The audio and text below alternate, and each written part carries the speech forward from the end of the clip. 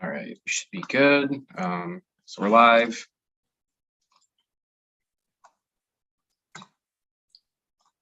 All right, time is 6:03. This is the June 8th, 2022 Board of Zoning Appeals meeting. We have one item on the agenda today, and that is 185 Henry Johnson Boulevard. So let me just share my screen real quick. Yeah, if I could, Sam, for those of you that are joining us, this is an old case that has been previously heard in a workshop, and it has had one public hearing prior to this evening. Our original agenda did have two additional cases on it, 1009 Central Avenue and 253 New Scotland. Our understanding is 1009 Central Avenue has been referred to or will be referred to the County Planning Board because that is on a state route. So we cannot take any action until the county board makes a recommendation or comes back with feedback on that application. And then 253 New Scotland has been temporarily withdrawn. I guess they're looking at doing something potentially different with that project. So we will not be taking any action as to that particular case tonight. So yeah, Sam's right. We are moving on to area variance 96 for 185 Henry Johnson Boulevard. Okay, so this one, area variance, asking for relief from the minimum parking requirement, which would be 26 total off-street spaces, and the applicant is requesting relief from 19 of those spaces. So we have representative from the applicant here on the call. If you guys, the board is ready to have them present. Yes, I believe it's Mr. Hirschberg. Yeah. Dan, you are on mute right now, but if you'd like to walk us through the application to refresh us, and then we can get into some of the discussion items about things that have changed or certain requests that the board has made prior to tonight's hearing. Thank you. Can you hear me now? I can hear you. Thank you, Dan. Thank you. Let me just get myself all set.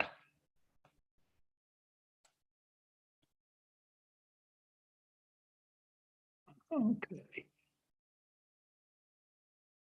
185 Henry Johnson Boulevard has been in front of you before.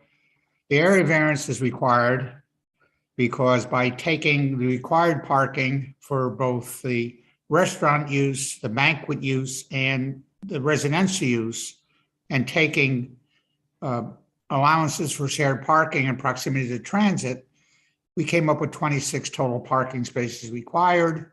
We only have space for 3 off-street parking, and we have 4 on-street parking, which can be counted as part of our parking. So our goal there would be to be able to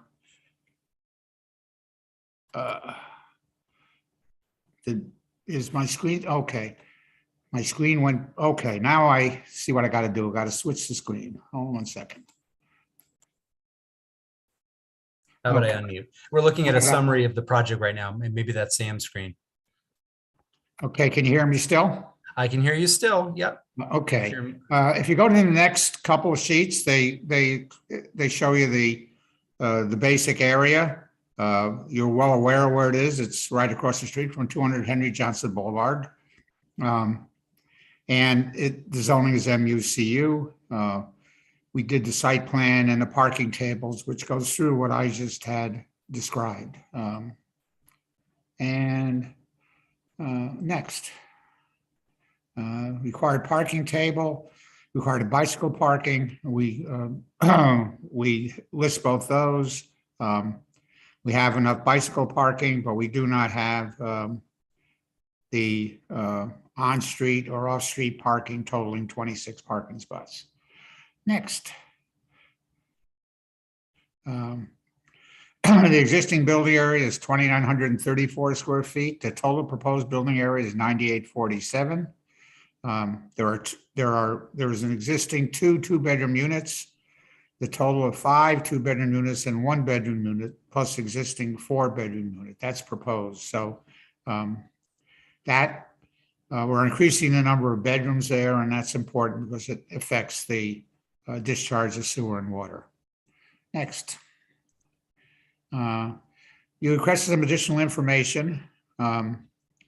We requested a response from ACDA, and today we got the response letter that said that there is no available space due to the demands that we made on the parking when they return to full capacity. We propose to request that the city designate one parking spot on 3rd Street near the entrance as a handicap parking space.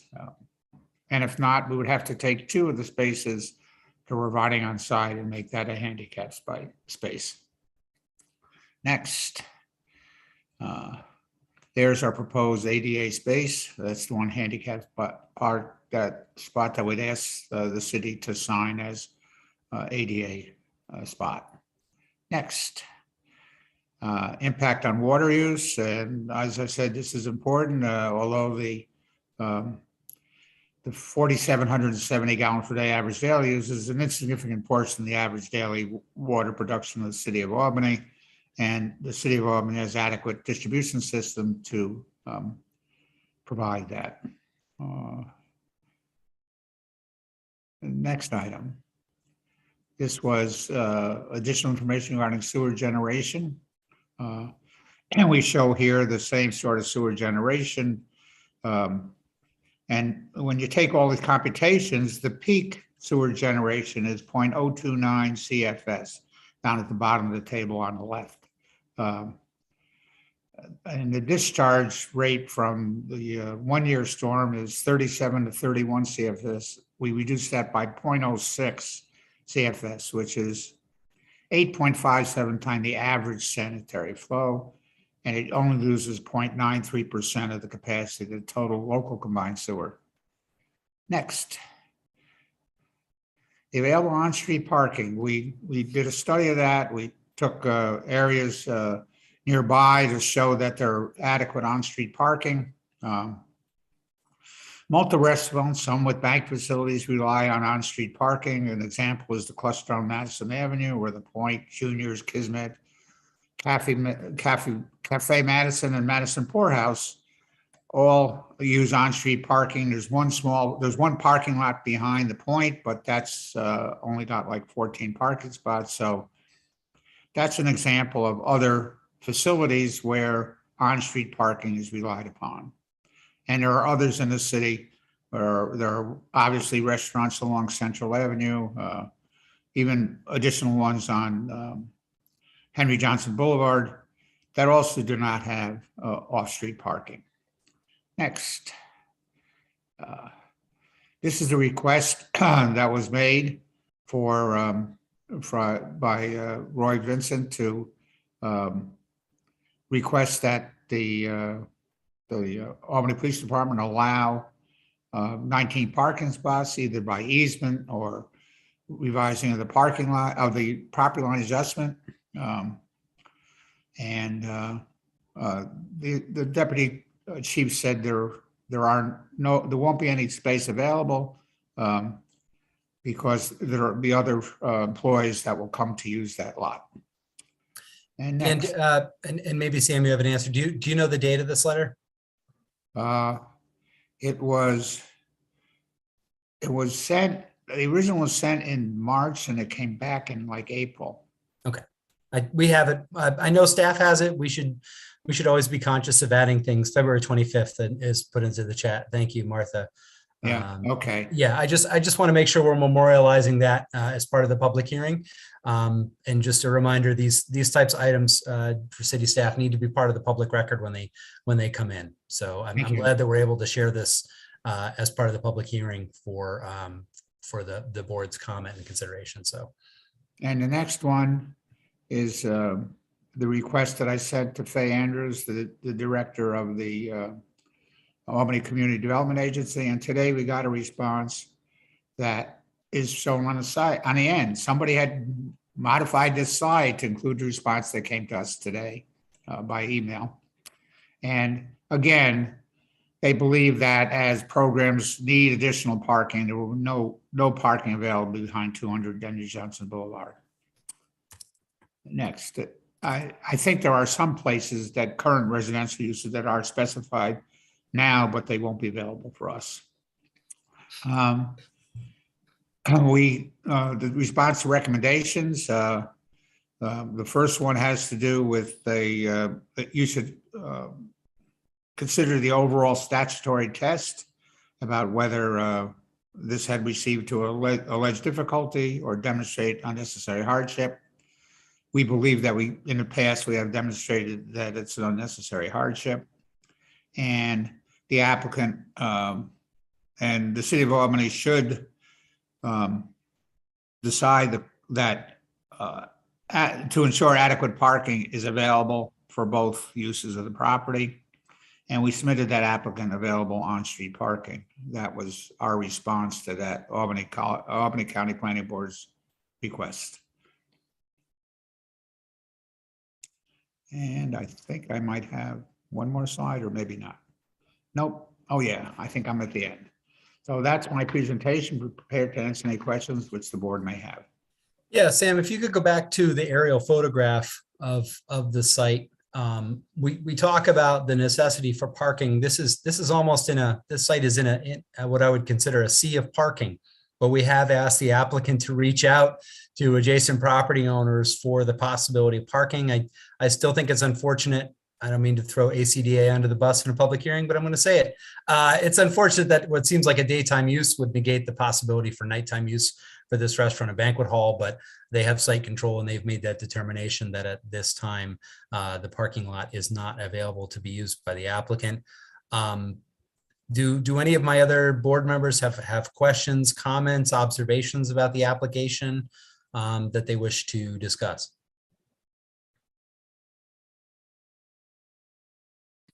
No, just thank you for the presentation. This was good additional information.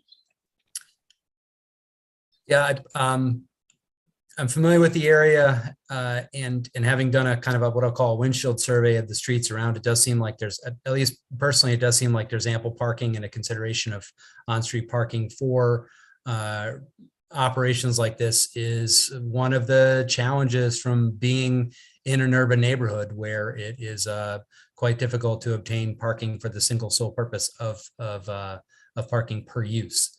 So I understand the challenges in this particular area.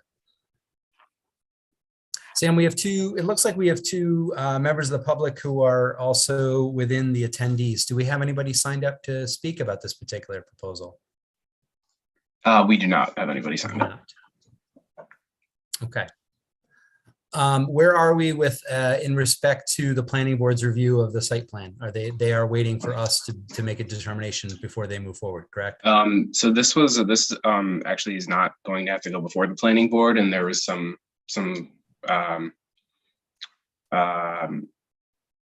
confusion as to whether or not it would need to, but this is only going to go for a minor development plan review and be reviewed by city departments. So the BZA is the only involved agency. So I'll defer to council on whether or not a lead agency would still need to be declared. Yes, just even though it's just the BZA, still a lead agency declaration, and then also a declaration of significance, environmental significance, positive or negative. So we're looking at 3 actions tonight? Yes. I'm just going to look at the agenda real quick. Multiple screens. What's Sam, if I could, if this sneaks of oversight creep, I'm just curious. There was a question about a particular curb cut on the site. Has that question been satisfied to the department, or is that something that's being negotiated? And is the elimination of that curb cut provide the opportunity for one additional on-street parking space if that curb cut is no longer part of the site plan?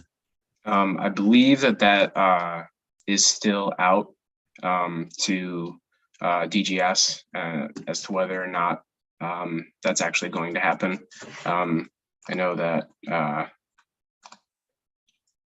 Brad, if you have any further information on whether or not DGS has gotten back to us. I mean, that'll be resolved as a part of the minor development plan review. I've certainly communicated to some of the applicant's representative that we at planning are not favorable to that curb cut under Johnson Boulevard, just due to the both vehicular and pedestrian concerns. If any of you have driven and tried to shoot through one of those intersections, it can be pretty harrowing as it is. I don't think that will create an additional on-street parking space because it's on Henry Johnson Boulevard. So I don't know that that's been formally removed from the application, but we have advised, and I would expect other departments to also advise that that's one change that we would seek to the site plan as proposed. Okay, thanks. So is there any parking on Henry? I don't believe there's any parking on Henry Johnson on that, On that There's side, there's that not. side. Yeah. No. Okay. So I think we can take care of the first two formalities in relation to this application as they relate to lead agency, and then we may be able to consider moving forward with a third recommendation on this. Do we have any motions as far as declaring the Board of Zoning Appeals lead agency as it relates to seeker?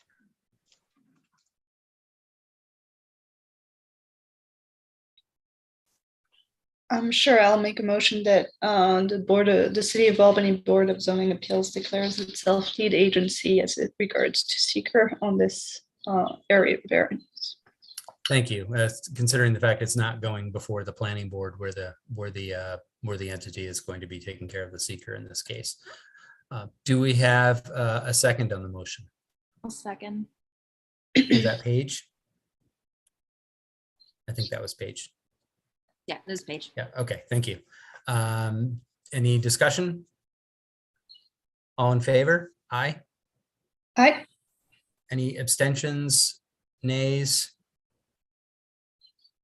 Excellent. Motion carries. Council, if you might indulge me, now that we're lead agency and we're the responsible party for making declarations on this minor, I don't want to say minor subdivision, that's the word that's stuck in my brain. Minor site plan review, am I phrasing that correctly? Brad?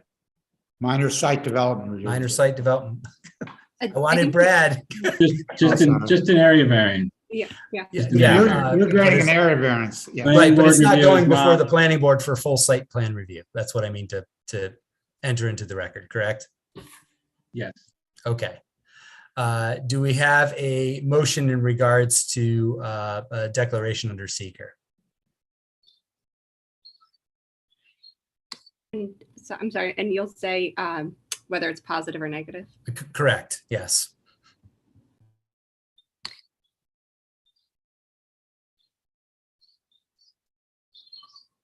So I'm confused, just so because, and that's like, are we supposed to fill out those forms or something? Or like, what are we considering right now? Whether or not, what's the seeker consideration right now? I guess, can it be clarified? So it's a question of whether it's going to have an environmental impact or not. The applicant has completed part one. We complete part two. We usually do that as a function of the board's decision. Completing them based on the board's action. So I think what the board's looking for is a negative declaration that would complete the environmental review and allow the board to act on the variance. Yeah. The board were to require to make a positive declaration that would require preparation of an environmental impact statement, which would be probably several months further of review. And correct me if I'm wrong, Brad or Council, the limit of our involvement for this case is strictly related to the variance request of the parking. Correct. So we'd be making a Any positive or impact relating to that, correct? right. We're making a positive or negative declaration to the provision of 19 parking spaces as needed beyond the on-street parking spaces that are allowed as of right for this use at this location. So wait, so if I rephrase, Mhm. that whether or not we consider that there is any significant impact from the BZA's potential decision tonight on whether or not to grant a variance. Correct. Thank you. Yes, it's the joys of procedure, right? Yes, before us is the consideration not of the site plan but of the parking. And if there is a member that feels that the parking provides a significant environmental impact, then please make that motion and communicate that. If a board member feels that there is a significant environmental impact presented by the variance of the consideration of the parking, I think that would also be worth mentioning. Martha wants to remind us there are 8 considerations when it comes to evaluating environmental impact under seeker. Okay.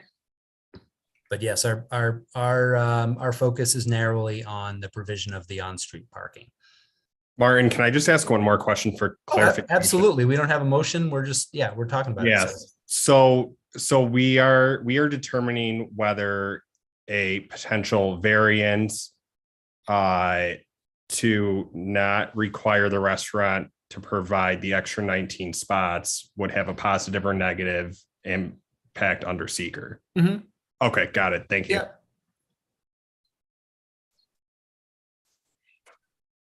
And so negative means negative, like there's no negative environmental impact. So the way that we would describe it, let's speak in hypotheticals. If we were to make a motion that this will have a negative impact on the environment, there'll be no impact. We believe that this will not significantly harm the environment. A positive impact statement would say that this may have an impact on, again, complete hypotheticals for the sake of argument, that it may have an impact on hydrology or the natural environment or public health, other types of impacts within a neighborhood that are downstream of the decision.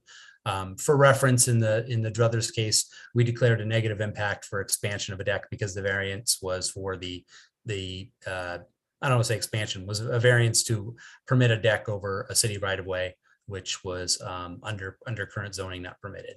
So yeah, our scope is limited to what potential environmental and human health impacts that this variance may have if granted. Okay, so I'm willing to make a motion that we make a negative statement impact or whatever that is, but basically that requiring less, like if we granted the variance, which would basically require from this property creating less parking spots, would definitely have less negative impacts on the environment than if there was a requirement to somehow create more parking spots, because parking is not good for the environment. If I can summarize before we go for a second, you're looking to make a motion that this would a negative declaration motion. Yeah. Okay. I will second that motion. All right. Thank you, Jeff. Any questions, comments about the motion? We have motion. We have a second. All in favor? I'm an aye. Aye. Do we have any negatives, nays, abstentions? Great, motion carries. Thank you very much. Thanks for engaging in the discussion about seeker. I think these are important things, and I think these are valuable things to just communicate to the board as we move forward, understanding the proper procedures as we move forward for this case, especially, or not this case, but especially if cases have slight changes in the administrative review and procedures. So I think that's worth talking through. So I appreciate the time to do that. Any more questions, comments, concerns about the application? We still don't have anybody from the public that wishes to speak.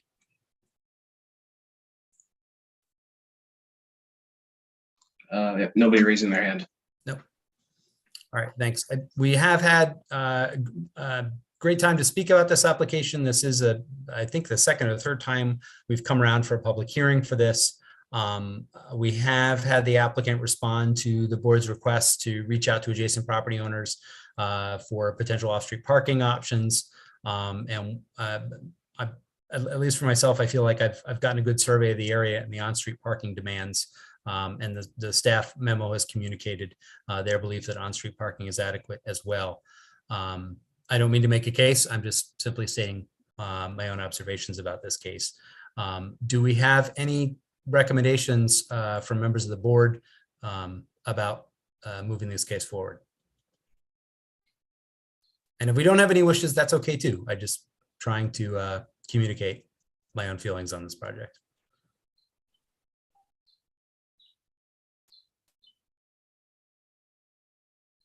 Martin, I'll make a motion that the Albany Board of Zoning Appeals grants area variance 96 to allow reduction in parking for Rory's Caribbean Restaurant. Thank you, Jeff. Do we have a second on the motion? I'll second. We have a motion and a second. All in favor of an area variance for allowing variance from the required off-street parking for Roy's Caribbean Restaurant and their expansion? Aye. Aye. Oh, do we have a, oh, okay, no, for some reason I was thinking that was a point of order question. Do we have any, I can't wait to get back to being in person. Maybe the only one. Do we have any nays, abstentions? Hearing none, the motion carries. Thank you very much. Thank you very much. So we do not have any other business before the Board of Zoning Appeals. I would expect that once the county gets back to us about the Central Avenue case, we'll be able to consider that. There may be some modifications to that particular proposal. I know that they have scaled back the sign in the front and they may be scaling back the signs on the side. So hopefully we'll be seeing those soon. I think the mobile case right now is in limbo, whether they want to withdraw it or whether it is formally withdrawn at this point. I'm not 100% sure, but not up for consideration tonight. For those of you who don't know, tonight is Sam's last night. Sam is moving on to Department of State. Am I correct, Sam? Are you going to local government? Yeah. All right. Well, congratulations. Please pester Carl U. Blocker. I'm going to put that in the record. Please pester him any chance you get. He's a friend of mine at DOS. So do we have any other questions, comments, concerns, thoughts of the board members? I've got my hand raised. Oh, I'm sorry, Brad. I didn't see your hand raised. No, thanks everybody for tonight. And I did want to also thank Sam. We wish him the best at Department of State. He's been great. He's gotten in addition to doing this, he's been doing a lot for our office on a day-to-day basis in a crunch with a lot of things. So we definitely thank him and wish him well. Also, I don't know if he introduced himself, but Avi Epstein. Oh, yes. I'm so sorry. Avi's a new principal planner with the city. He was previously at the City of Schenectady. He does have some experience staffing boards such as this. So I've asked him to step in here, at least on an interim basis. And, you know, I know, Martin, you've raised some concerns related to public comment. Clearly could use a primer on seeker and some other things here. I think that the reality in some cases is these process and procedures evolve over time. I think me and maybe Dan Hirschberg that was on before have seen that evolution over time, and we keep getting better and better. So I think there are some things that we need to button up. We keep getting better attorneys too. So I don't know if Martha's still on, but thanks, Martha. And that's sometimes having better attorneys means we have a little bit more work on our end to play catch up on. So I think doing more due diligence on seeker, I think that's historically something that was kind of in the background to a lot of our process and procedures, and with the Druthers case that brought that to the fore quite a bit. With the public comment, we are working on a new interface for hosting documents that will make it easier. It's OneDrive, similar to Dropbox, so we can just copy and paste our whole document archive in addition, rather than having to upload the documents individually one by one. I think that's been sort of our challenge and hesitation with the public comments, is that they do come in periodically over time, and keeping that up to date is a little bit of a challenge for us with workload, but I think we have a solution for that. So again, thanks everybody. And we're here if you have any questions or things, initiatives you want to pursue with the board, or things we can change operations, certainly reach out to Avi or myself, and we'll do our best to respond. Yeah, I think one of the considerations that we require, and it's in our bylaws, I believe, is when people come up to speak at a public hearing, they give their name and address so we can determine if they're an aggrieved party or not. When it comes to public comment, I think that's certainly fair to require that. We can certainly redact their email address before we post things online. But I think that's important, not just for the board to be able to go through, but also for an applicant to prepare a presentation or responses to public comment. It makes us more comfortable that the record is complete and we're not just saying, well, I heard a person from XYZ say that they didn't like the color of your restaurant. I want to make sure that we have a good public record, so we're defensible when we're communicating to applicants, and so we have a record for them to respond to, so we can streamline this process to make sure that applicants feel heard and the public feels like their comments are being considered as well.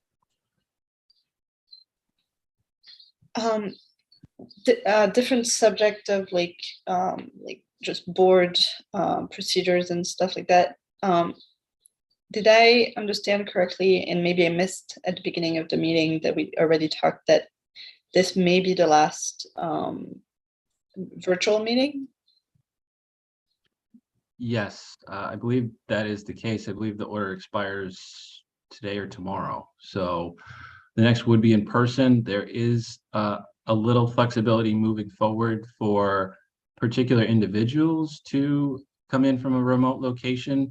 There has to be a quorum of the board, and Martha can correct me if I'm correct. She may know a little bit more about this, but it has to be a quorum of a board in the physical space where the meeting is taking place, where the public can attend. But there can be additional members outside of that quorum that can dial in remotely, and they no longer have to disclose their specific location so that people show up at their house, which was always. Yeah, as long as you have a public place the public can go to. Yeah, so notice that particular place. yeah, just to echo what Brad said, so there has to be a quorum of members in person, which I'm guessing will be 200 Henry Johnson, and then members can participate remotely, but it has to be for certain enumerated reasons. So I can send that information to board members, but it's really, as I said, it's very limited. It's if the board member themselves or like an immediate relative is sick or there's a death in the family. Travel for work is not a reason. Fear of COVID is not a reason. If you have an individual in your life who is at risk, that's also not a reason, unfortunately. But I think it'll be up to Martin's discretion. But if a board member then is participating remotely, they might have to send Martin their reason. And then Martin says, okay, this is fine. But I can send that to the board. Thank you. And I know I had heard that the Common Council was considering reducing the number of board members. Did that ever happen?